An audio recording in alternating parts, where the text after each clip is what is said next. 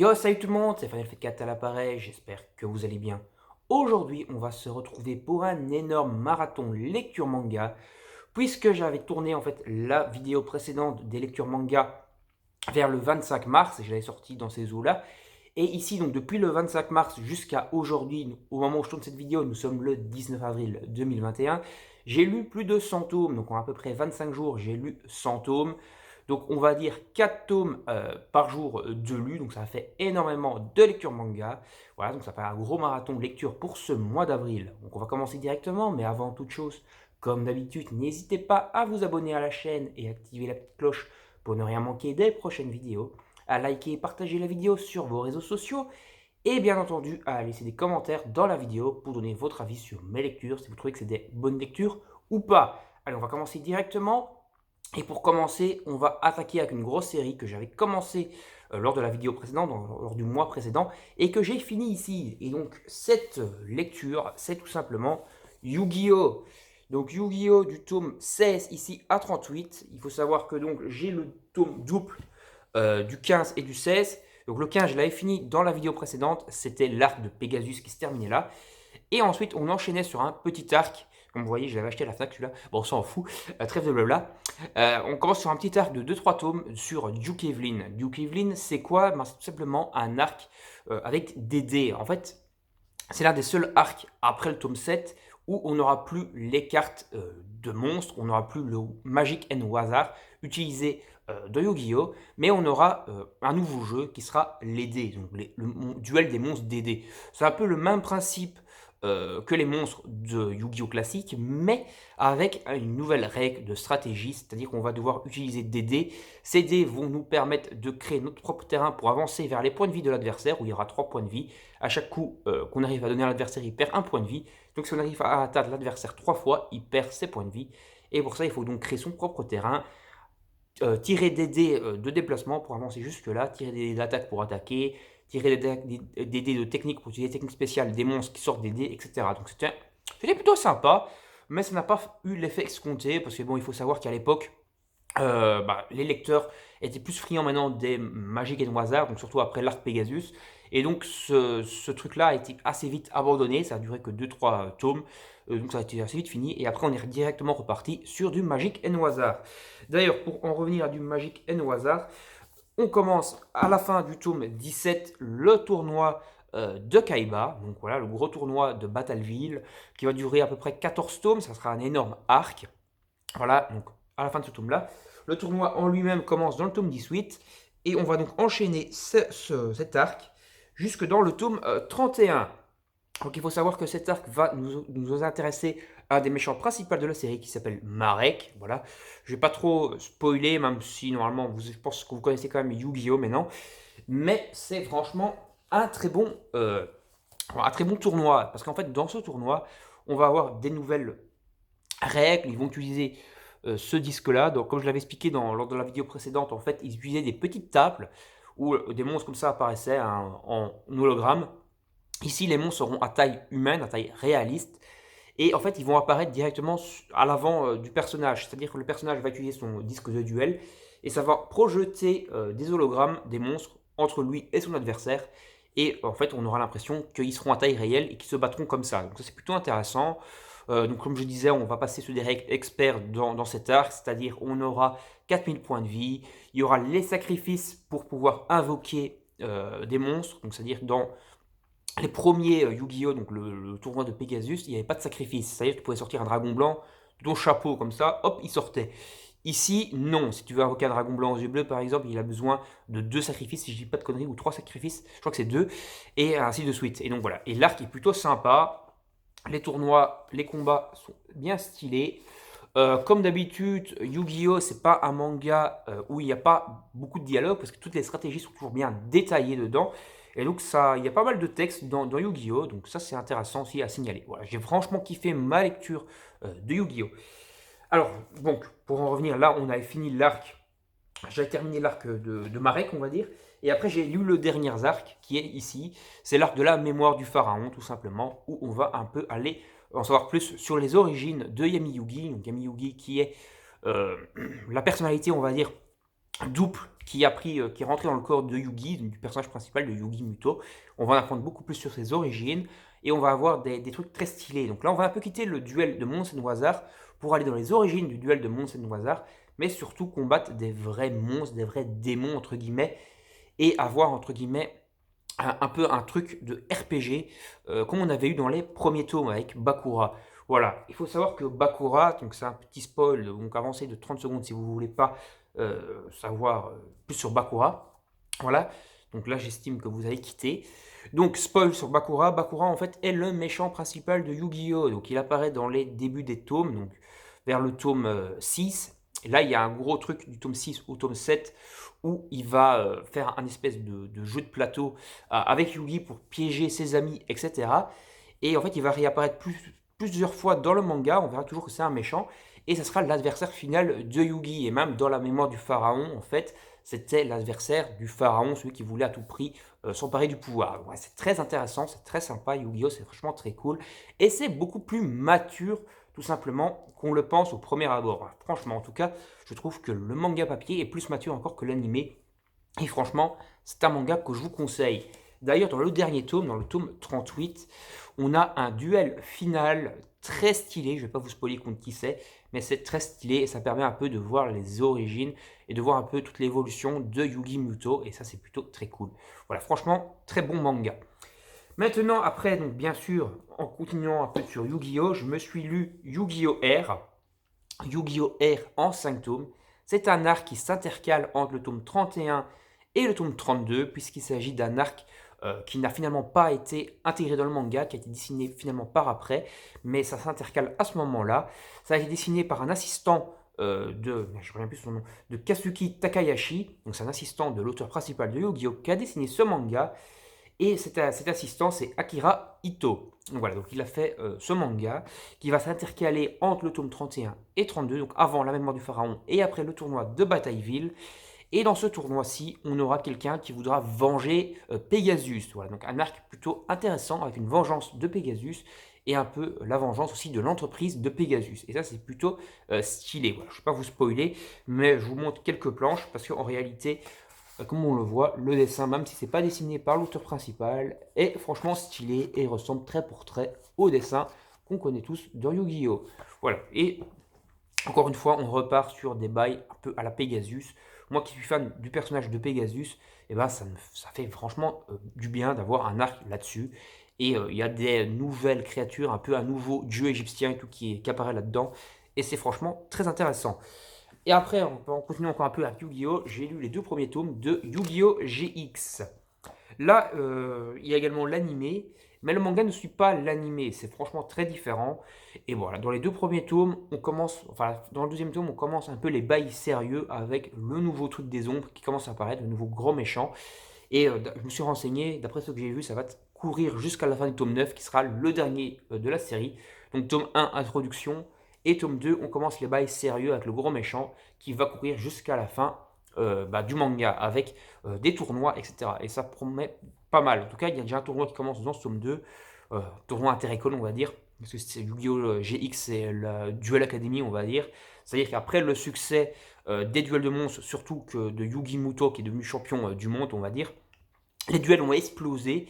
Et donc, il y a eu de plus en plus de gens qui ont voulu s'intéresser à ça. Et donc, ils ont carrément créé des académies de formation de duels de monstres, puisqu'il y a énormément de personnes qui sont devenues super fans ou qui ont en tout cas envie de gagner leur vie grâce aux duels de monstres. Donc, école de formation de duels de monstres. Voilà, trêve de blabla sur Yu-Gi-Oh! On passe à la suite. Donc, je me suis lu Les Amnésias, donc tome 1, 2, 3. Ça, il s'agit d'un manga très psychologique, un manga à la Death Note, mais dans un monde futuriste. Donc c'était un Death Note de science-fiction, puisqu'il se passe dans les années 2040. Il faut savoir qu'il y a donc énormément de trucs là-dedans. En fait, les personnages sont amnésiques, mais voilà, enfin en tout cas les héros sont amnésiques, mais ils ont quand même énormément d'intelligence, énormément de coups d'avance, ils font des stratégies de malade. Un peu une stratégie également, comme avait fait Light Yagami lorsqu'il avait effacé sa mémoire et qu'il avait tout prévu pour la récupérer. C'est un peu ça qu'il y a là-dedans, c'est-à-dire que le héros a 45 coups d'avance, mais le méchant se démerde pas mal, c'est-à-dire que l'ennemi principal a aussi beaucoup de coups d'avance et de grosses stratégies. Et donc ça va être un duel de stratégie où ça va aller crescendo au fil des 3 tomes. Le seul bémol que je trouve dans Amnesia, c'est tout simplement qu'il y aura un peu une fin un peu rushée, parce que je pense qu'ils auraient peut-être voulu faire encore un 4e ou un 5e tome, et que du coup on leur dit de terminer, donc du coup ils ont dû un peu rusher sur le dernier chapitre. Voilà, mais bon, il y a quand même une conclusion qui est pas trop mauvaise, et l'histoire en elle-même vaut le coup. En 3 tomes, vous avez quand même un bon manga. Bon, c'est un manga un peu chaud à trouver pour le moment, surtout dans le commerce, mais il est disponible sur certains sites de revente, genre Amazon, etc. Donc, si vous voulez vous le procurer, n'hésitez pas, parce que j'ai franchement passé un bon moment devant. Voilà, c'est un manga chez Glénat qui est franchement très cool. En 3 tomes, ça mange pas de pain, comme on dirait. Après, bon, je me suis lu Blue Phobia, ça vous le savez, j'ai fait une vidéo dédiée à Blue Phobia qui porte le titre du meilleur one-shot du monde, parce que j'ai franchement adoré. Voilà, donc je ne vais pas me répéter, je vous invite, je vais mettre le lien de la vidéo sur Blue Phobia en description. Je vous invite, si vous voulez avoir un avis beaucoup plus global sur Blue Phobia, à aller lire, enfin à aller regarder ma vidéo dédiée à Blue Phobia, qui est franchement pas mal. Voilà, comme ça je fais un petit instant en promotion, un petit instant pub pour les autres vidéos. Après, je me suis lu un petit manga que j'ai lu très très vite, cela, ça s'est lu en 20 minutes, on va dire. C'est Pokémon, voilà, Pokémon Contre-Attaque Évolution. C'est un manga sur le film Pokémon de Mewtwo. Voilà, ça suit très fidèlement le manga, mais enfin le manga, le film, à part quelques petits trucs qui sont un peu skippés, qui sont passés, quelques passages un peu plus peut-être chiants dans le film, qui sont un peu passés à la trappe ici. On explique juste dans un petit encart ce qui s'est passé et on passe à la suite, au truc plus intéressant. Voilà, bon, ça suit finalement le film, c'est l'un des meilleurs films Pokémon. Voilà, j'ai passé un bon moment de lecture, mais peut-être que la nostalgie me dit que j'ai quand même une petite préférence pour le film. Bon, après, il faut savoir qu'ils ont refait un Pokémon Mewtwo, le film, en version légèrement différente sur Netflix, une espèce de 3D différente et tout. J'ai quand même une préférence pour la version des années 2000, voire fin années 90, donc années 90. Donc voilà, mais franchement, c'était pas mal. J'ai passé un petit moment sympa à lire ce petit manga. Voilà, on suit les Pokémon. Bon, ça reste du dessin, somme toute classique, hein. C'est du Pokémon, c'est assez enfantin. Peut-être les décors sont peut-être un peu trop vite, parce que je trouve que dans les Pokémon de la Grande Aventure, les décors sont un petit peu plus remplis. Voilà, mais ça fait plaisir. Et puis Mewtwo, c'est quand même toujours un personnage assez badass. Un Pokémon assez badass en tout cas. Après, je me suis lu l'intégrale en 5 tomes de Pacte, donc voilà, j'avais réussi à me les choper. Et donc, je me suis lu, j'avais déjà lu le tome 1, là, je me suis relu le tome 1 à 5 directement. Comme ça, j'ai été directement dans le bain. Et voilà, donc en 5 tomes, c'est franchement très stylé, mais fini un peu en queue de poisson. C'est-à-dire, en fait, il y a une fin, voilà, où ils nous disent on va continuer à essayer de sauver le monde. Parce que, en fait, les grands méchants qui ont posé des bombes, donc c'est en fait l'histoire, c'est qu'il y a une organisation qu'on va apprendre, enfin, je ne vais pas spoiler, mais on va apprendre quelle est cette organisation dans le manga, d'où ils viennent, pourquoi, quelles sont leurs motivations, qui sont leurs buts. Voilà, on va l'apprendre dans le manga. Cette organisation aura posé des bombes sous-marines hyper puissantes, de la puissance d'une bombe atomique au moins, capable de rayer 2-3 pays d'un seul coup si ça explose. Voilà, ils ont remplacé ces bombes sous-marines sous la mer. Voilà, tout simplement, bien sûr, sous-marine c'est sous la mer. Et donc, il y aura des équipes spéciales de déminage qui seront envoyées pour déminer ces bombes. C'est un manga très trash parce que le Japon, en fait, ça se passe exclusivement au Japon. Il y a des bombes un peu partout dans le monde. Il faut savoir qu'il y a un pays majeur, je ne vais pas spoiler, qui s'est fait rayer de la carte dès le début du manga. Et donc, nous, on va se concentrer sur le Japon et sur les 3 bombes à déminer au Japon. Il y aura donc une équipe spéciale japonaise qui sera envoyée pour déminer ces bombes. Mais il faut savoir que c'est très trash parce qu'en fait, aucun des personnages, que ce soit des héros ou non, ne sera à l'abri. C'est-à-dire qu'il y aura énormément de morts, même parmi les personnages principaux. Donc voilà, donc ça, il faut le savoir, c'est-à-dire que beaucoup de personnages vont mourir et qui ne seront pas forcément à l'abri. C'est-à-dire que si c'est le personnage principal qu'on introduit comme personnage principal à la page 2, peut-être qu'à la page 50, il est mort. Voilà. Et donc c'est plutôt sympa à ce niveau-là parce que on ne sait pas sur quel pied danser, on ne sait pas quel personnage va mourir, va survivre. Donc il y a beaucoup de suspense à ce niveau-là, ça c'est très sympa. Comme je disais, le seul défaut en fait, c'est que l'organisation qui a posé ces bombes, donc comme je dis, on en apprend plein sur eux et tout, mais ils ne sont pas arrêtés à la fin du tome 5, ils sont toujours dans la nature. Et donc, s'ils veulent, ils peuvent refoutre les bombes au Japon et c'est reparti pour un tour. Et allons-y, Guégan. Alors voilà, donc ça, on ne sait pas, c'est un peu une fin ouverte, c'est un peu genre, on va aller déminer les bombes qui menacent les autres pays et essayer d'arrêter l'organisation. Mais ça, tu te l'imagines toi-même parce que ça ne sera pas représenté dans le manga. Ce truc que j'ai trouvé aussi un peu con, c'est que l'histoire principale, l'histoire du manga se finit à la page 140 du tome 5, et qu'après il y a encore à peu près 80-90 pages, mais ça sera des histoires bonus que l'auteur a rajouté. Quitte à avoir 90 pages de plus, il aurait pu étoffer un peu plus son histoire et essayer peut-être, pourquoi pas, d'arrêter l'organisation. Ça aurait été un peu rushé en 90 pages, mais ça aurait été bien. Pourquoi avoir été mettre des mangas bonus qu'il a fait dans le tome 5? Voilà, c'est un peu con, il aurait peut-être pu faire un éventuel tome 6 avec ces histoires bonus dedans. Pourquoi pas? Là, je trouve ça un petit peu crétin. Bon, c'est une histoire, c'est un manga que j'ai vraiment apprécié, surtout par le côté très sombre, très dark, et le fait qu'aucun des personnages n'est vraiment à l'abri. Et voilà, et puis le côté de déminage et un peu de science-fiction est franchement très stylé, plus les révélations et un peu tout le côté évolution du monde et historique et tout le background qui est autour est franchement très bien. Mais je suis un peu déçu par la fin. Voilà. Allez, on va se passer à la suite. Donc je me suis lu ça, un manga un peu en dents de scie encore une fois, surtout sur la fin, c'est Twilight Demon's King, donc les 12 rois démons, si on traduit en français. Donc j'ai franchement bien apprécié ma lecture, le manga est très sombre et très dark, il y a énormément de trucs sombres qui se passent dans le manga, mais euh, la fin est méga rushée. Donc je vous explique un peu les bails du scénario. Donc en gros, le 12e roi démon, on le sait dès le début, donc je ne sais pas vraiment du spoil, c'est lui, voilà, c'est le 12e roi démon. Il a en fait décidé d'aller buter tous ses potes rois démons, parce qu'à chaque fois en fait qu'un roi démon tue un autre roi démon, il perd de ses pouvoirs un peu de démon et il devient un peu humain. Son but c'est de devenir humain parce qu'il veut savoir ce que ressentent les humains. Voilà, c'est un peu ça le délire. Donc il va tuer des rois démons pour devenir humain à son tour et savoir ce que ressentent les humains. Ça c'est bien retranscrit parce qu'on voit un peu qu'il retrouve de l'humanité, euh, mais en contrepartie il perd ses pouvoirs. Donc au début du manga en fait, il a vaincu le 11e roi démon et on va directement aller combattre le 10e roi démon au début du manga. Ce personnage principal, j'ai oublié son nom comme un trou de cul, euh, je sais plus. Adu, voilà. Donc Adu, c'est donc le 12e roi démon. Il a vaincu le 11e, il bat le 10e, et en fait pour arriver à ses fins, il va chaque fois chercher des alliés et se servir d'eux pour tuer les rois démons avec son aide. Parce qu'en réalité, à chaque fois qu'il tue un roi démon, il perd de la puissance. Et donc, si théoriquement il est 12e, il peut battre le 11e facilement, mais en battant le 11e, il perd en puissance, et donc il ne peut plus battre le 10e facilement. Et donc il doit s'allier avec d'autres personnages, des humains quoi, et un peu se servir d'eux pour battre le 10e. Une fois qu'il a battu le 10e, il perd encore en force, etc. Après tout ça, et donc il va combattre des rois démons en s'alliant à des humains. Humains qui par après vont un peu devenir ses vrais potes, parce que comme je le dis, il gagne en humanité, et donc il va un peu avoir plus de réticence après à sacrifier des humains aussi bêtement. En tout cas aussi facilement qu'au début. Bon, voilà, donc c'est un peu le côté voir l'humanité, etc. Ce qui est un peu con, parce que lui, il devient super humain, mais en parallèle, les vrais humains, c'est en général des gros bâtards dans ce manga. C'est-à-dire qu'ils n'hésiteraient pas à vendre père et mère pour survivre. Et voilà, c'est un peu un gros délire. Bon, il faut savoir que ce monde est vraiment très apocalyptique, puisqu'en réalité, les humains sont quasiment anéantis, puisque les démons dirigent quasiment la totalité du monde. Il faut savoir qu'à peu près 90%, donc 90% du monde est sous la coupe des démons, il ne reste plus que 10% où il y a des humains encore prêts à se battre. Donc les humains qui sont encore là, ils sont un peu au bout de leur life, on va dire au bout de leur vie, et ils n'hésitent pas à vendre, comme je disais, père et mère pour survivre. Voilà, donc c'est un peu, comme je disais, un peu paradoxal de voir que les humains sont moins humains qu'un démon. Mais bon, c'est pas mal parce que ça permet un peu de mettre le côté est-ce que l'humain qui est au pied du mur peut devenir encore pire qu'un monstre et est-ce que le monstre qui change un peu de philosophie peut devenir encore plus humain qu'un humain. Voilà, c'est un peu un délire dans ce genre-là.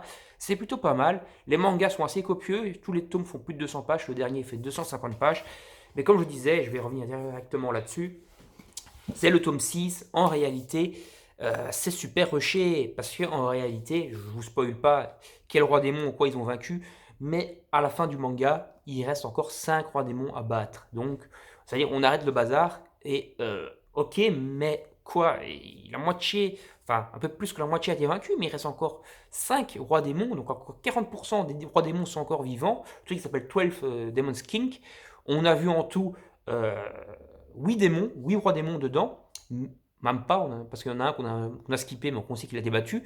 Donc on a vu 7 rois démons, on va dire. Mais il y en a 4 On ne sait pas. Et on s'arrête en pleine baston contre le cinquième. Donc en pleine baston contre le cinquième roi démon, ça se skip. Bon, on pense qu'ils vont le battre parce qu'ils sont quand même en bonne posture pour gagner, mais ça se skip. Et puis il reste encore 4 rois démons à battre. Je trouve ça con parce qu'il aurait dû peut-être essayer de négocier, je sais pas, avec ses éditeurs et tout, pour sortir un 7e volume.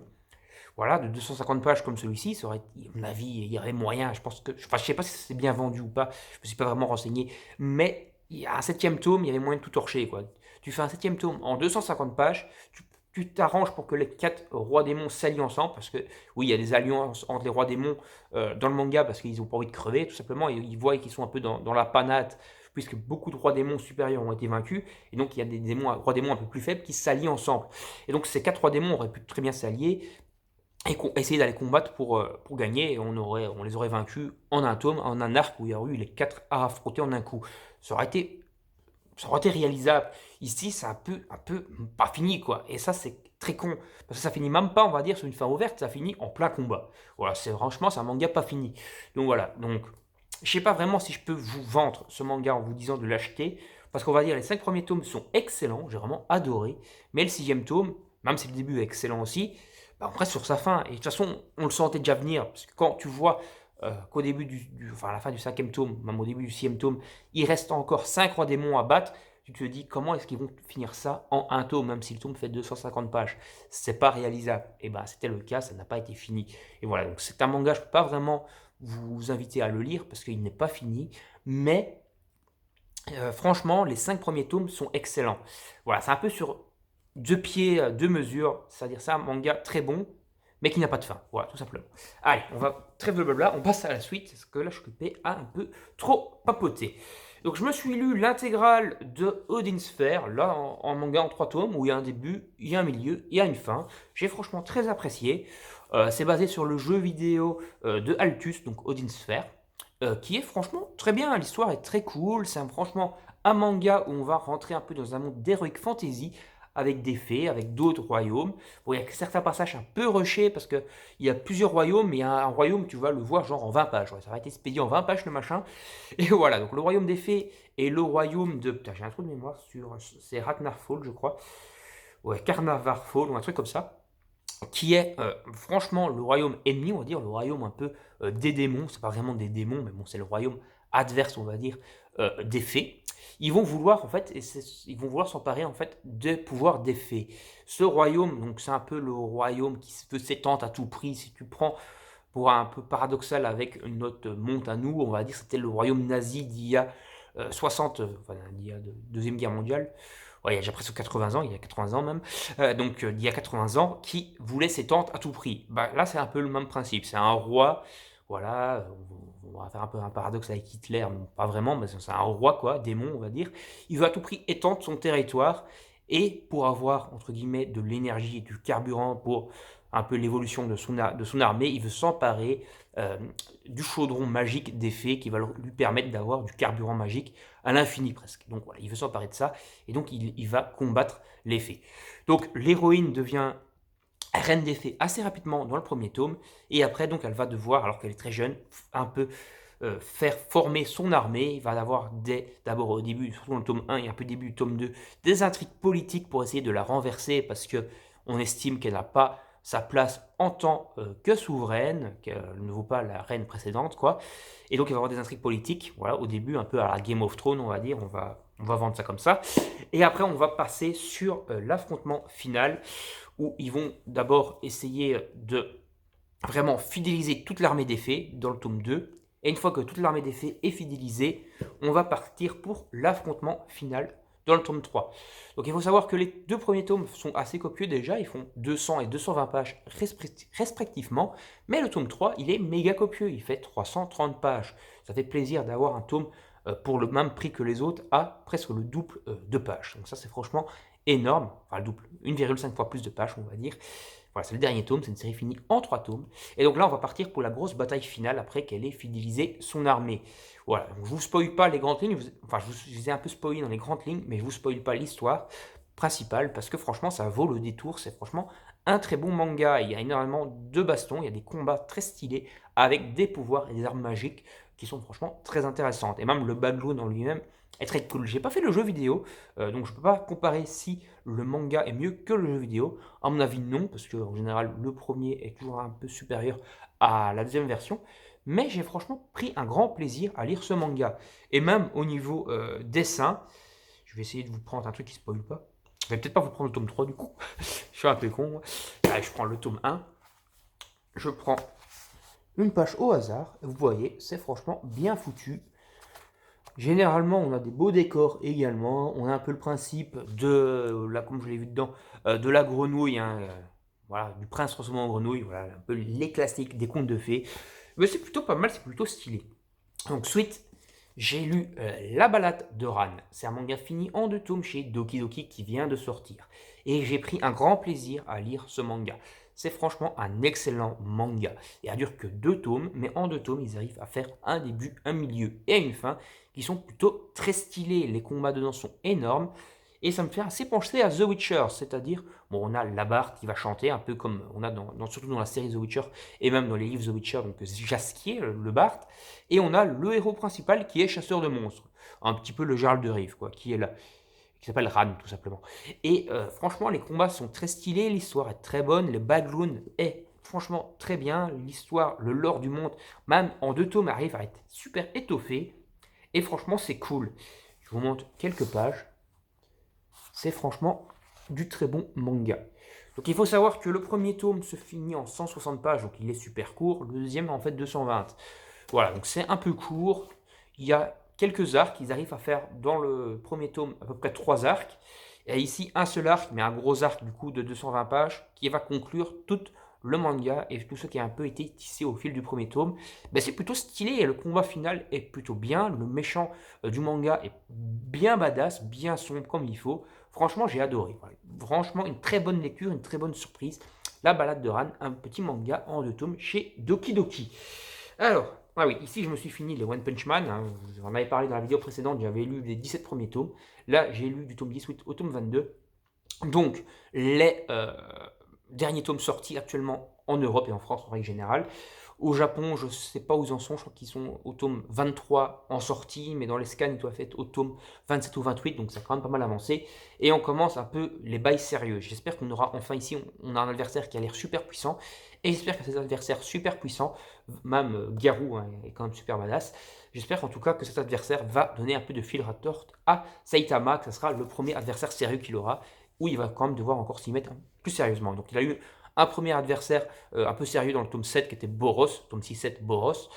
Et j'espère qu'ici on aura un adversaire bien sérieux avec ce personnage. Je ne vais pas vous spoiler de quoi il s'agit. C'est un manga toujours que je vous invite énormément à lire. C'est One Punch Man, il y a de l'humour, il y a des combats très badass, bon shonen. On est vraiment parti maintenant dans du combat beaucoup plus shonenique, beaucoup plus hyper badass qu'au début où c'était vraiment que du gak. Maintenant on est franchement dans les bails méga sérieuses. Je vous invite franchement à découvrir One Punch Man, c'est un manga excellent.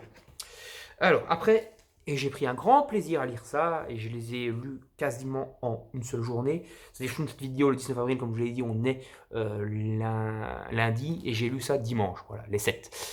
C'est Orient, The Samurai Quest. J'ai lu les 7 tomes en fait.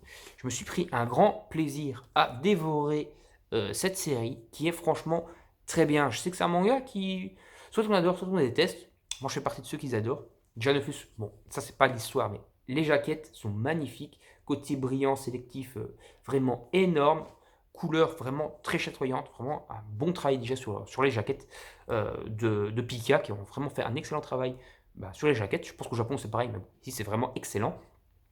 Et ce manga, j'ai adoré. On va avoir, on a à peu près eu 3-4 arcs en 7 tomes, mais c'est énorme. Donc il faut savoir en fait que dans Orient, on se retrouve dans un monde où on a en fait des bushi et des Oni. Donc les Oni, ce sont les démons, les monstres. Ils ont envahi le Japon il y a 150 ans.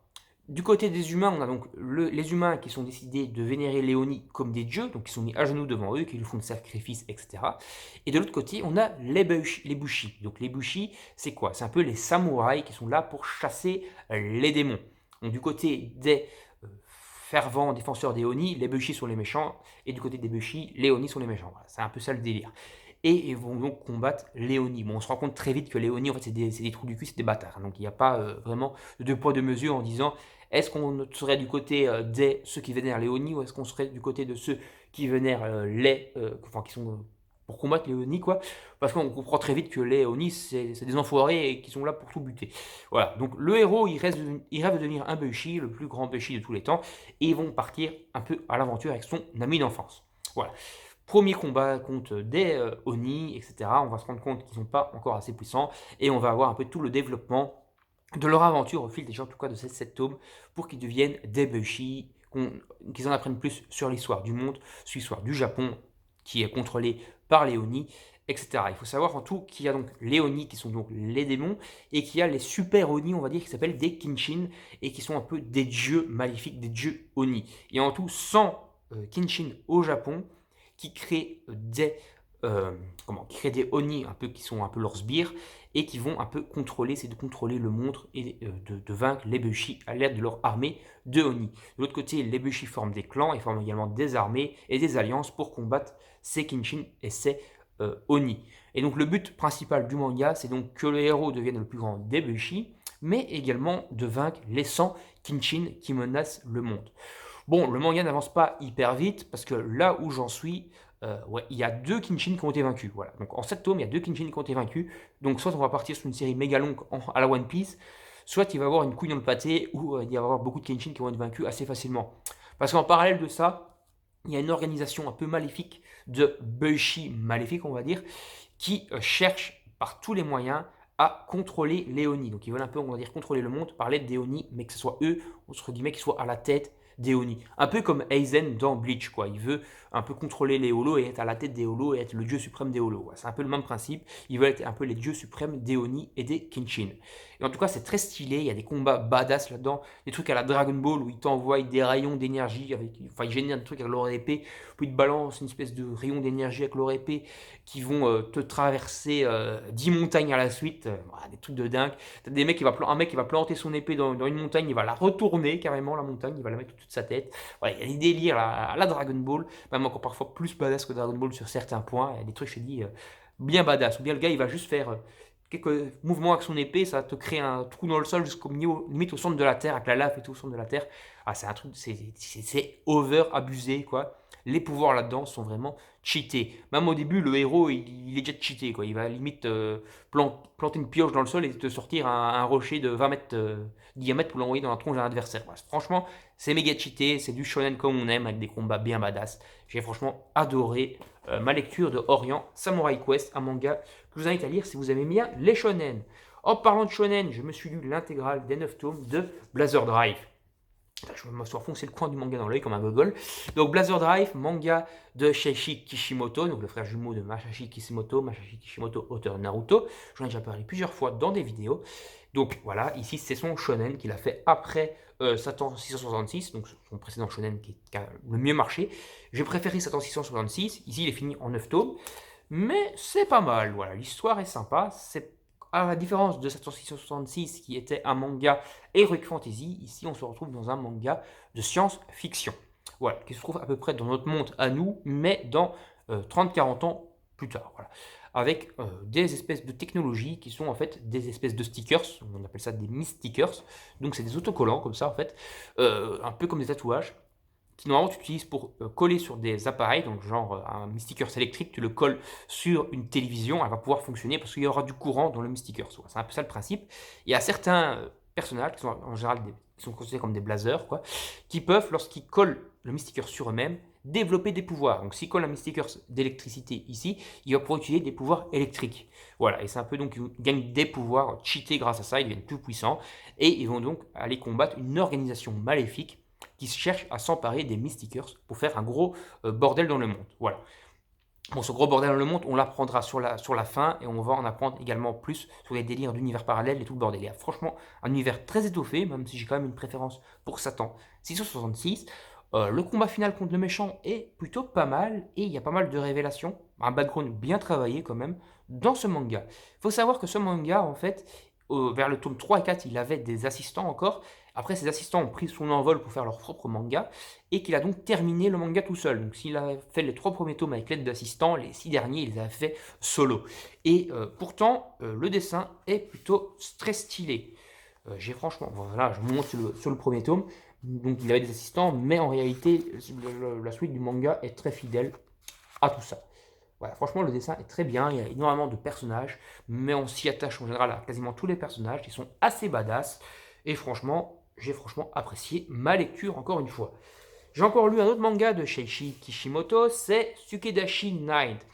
Sukedashi Night, on peut quasiment parler d'un shonen ici, c'est plus trop un shonen, c'est l'évolution très dark un peu de Sheiichi Kishimoto qui est parti dans un manga super dark. J'ai un autre manga de l'auteur mais que j'ai pas lu ce mois-ci donc je vous le présente pas. Je sais plus exactement c'est quoi le nom. Je vous en parlerai dans une vidéo précédente, enfin prochaine, j'ai certainement le lire incessamment sous peu. Je l'avais déjà lu il y a quelques années. Mais bon, voilà. Sukedashi Night. Donc Sukedashi Night, on se retrouve dans notre monde à nous, vers les années 2020 et des brouettes. Donc le manga, normalement, il a été écrit vers 2013, je crois. Il y a une loi spéciale qui est votée en 2015 dans ce manga, et on est vers 2022, je crois, un truc comme ça, dans l'histoire du manga. Donc c'est quoi en fait? Les Sukedashi sont en fait un peuple, enfin une race de samouraïs qui a existé dans les années, à l'époque de la grande puissance des samouraïs, où il y avait une loi dite de réparation. C'est-à-dire si tu tuais quelqu'un, on te tuait à toi, de la façon dont tu avais tué. C'est-à-dire si par exemple tu avais égorgé ta personne, tu mourrais en étant égorgé. Et ici, cette loi a été ressuscitée pour, entre guillemets, faire le deuil aux familles. C'est-à-dire qu'ils ont donc engagé une équipe de Sukedashi qu'ils envoient dans un univers qui a été créé spécialement pour eux, donc dans une espèce de ville fantôme, et ils envoient le criminel là-bas aussi. Et le Sukedashi est envoyé là-bas pour tuer le criminel de la même façon que le criminel a tué sa victime. Donc en général, il y a un procès. Lorsque du procès, on choisit par exemple la loi de réparation, et on va donc envoyer donc un Sukedashi pour le tuer, et un membre de la famille va pouvoir assister avec une lunette de réalité virtuelle à la mort du criminel. Voilà, donc le criminel qui a tué quelqu'un de sa famille va être tué, et lui avec des lunettes virtuelles, il verra sa mort en direct, voilà, c'est soi-disant pour permettre de faire leur deuil. Voilà, c'est assez sombre, c'est assez dark, et c'est franchement très bâtard comme procédé, voilà. C'est franchement très très cruel. Mais donc il y a également d'autres règles là-dedans, on va dire, hein.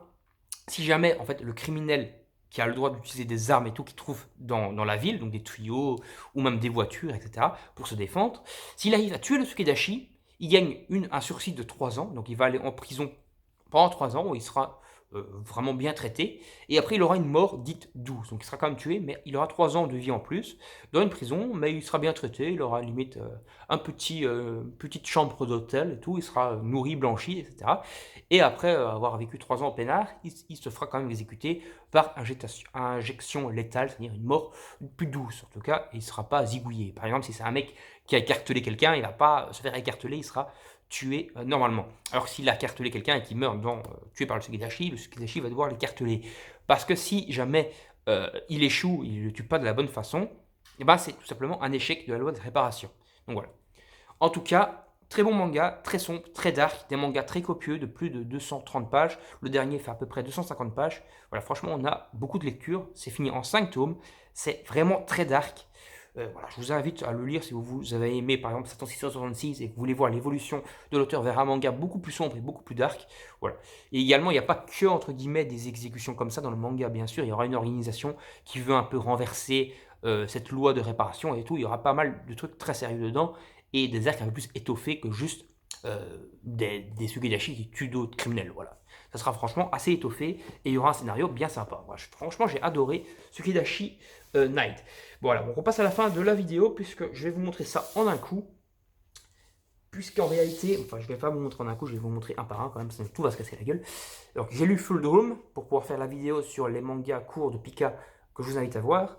J'ai lu Je vais manger mon pancréas, enfin j'ai relu plutôt pour la vidéo, Je vais manger mon pancréas, je l'ai mis à l'envers dans la vidéo, de Pika. Voilà, je les ai relus.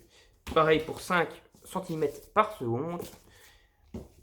Astra et Starting Anonymous. Voilà, encore une fois, si vous voulez plus de détails sur ces mangas qui sont tous les 5 excellents, je vous invite à aller voir ma vidéo donc sur les 5 séries courtes que je vous conseille chez Pika Edition.